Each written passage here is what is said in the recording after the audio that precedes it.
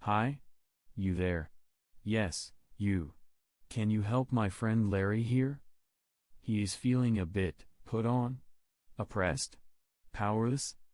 He feels not in control. Can you help him? Listen up. Let me tell you what is going on. And see if you can think of something.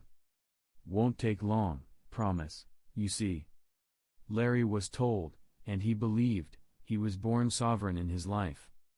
So long as he did no harm to others, he could live the life he chose, and no one would interfere. He also believed that he delegated a bit of that sovereignty to the government of his country, so they could represent him in the big wide world. Always they would be working to protect his freedoms from curtailment by anyone. So he let them get on with it.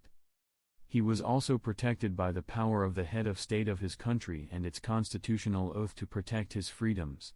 No one would cross her lightly, but the problem with sovereignty, as you probably know, is use it or lose it.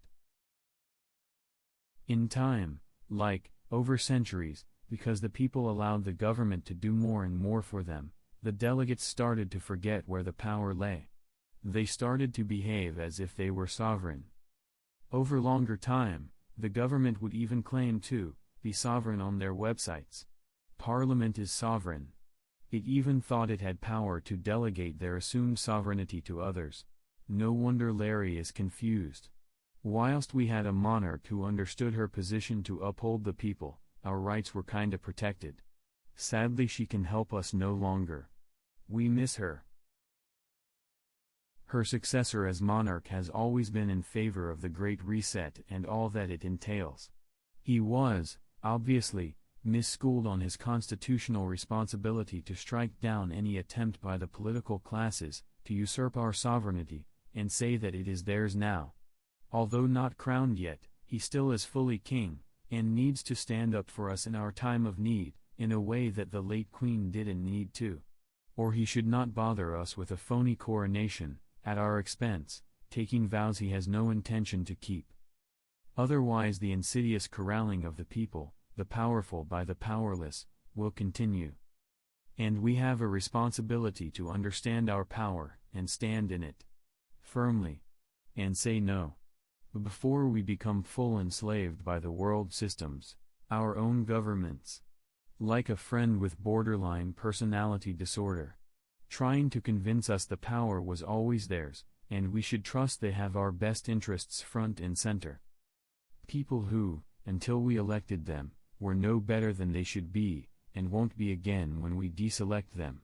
There are currently so many intentions to delegate the assumed sovereignty, expressed by governments all over the world, that we just have to now say, stop. Enough is enough. Whilst, technically, they can't give away what is not theirs, governments on both sides of the Atlantic, in both northern and southern hemispheres, it almost feels planned. We are being played. At the start I asked what you could do to help Larry. By now you'll have seen, it is much too big a job for one. Let's see. First things first.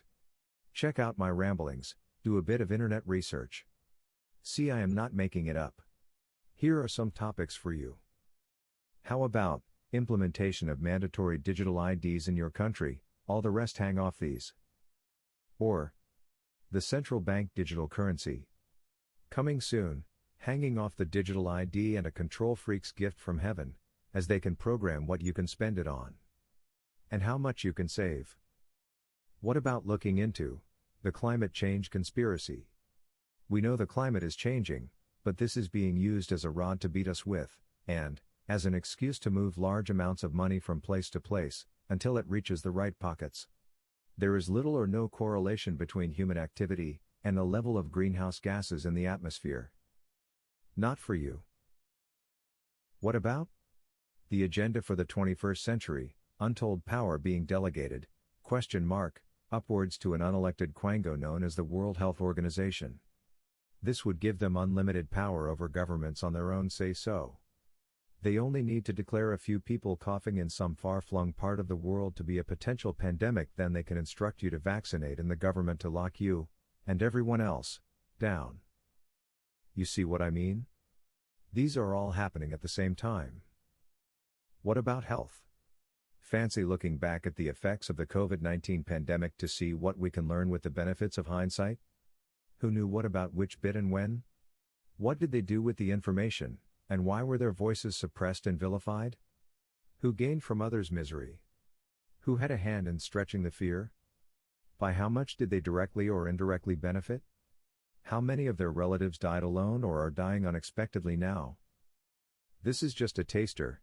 There are other topics such as why are they deliberately destroying our supply lines, our food production, wrecking our farmers and farms? One of the areas or topics has called to you in particular. Once the research is done, then grab it like your life depends on it, and be tenacious as a wee dog with a bone. Don't stop until it is no longer a problem. Organize, meet with others. Call protest rallies. Lobby your elected representatives. Do what it takes. Get it fixed.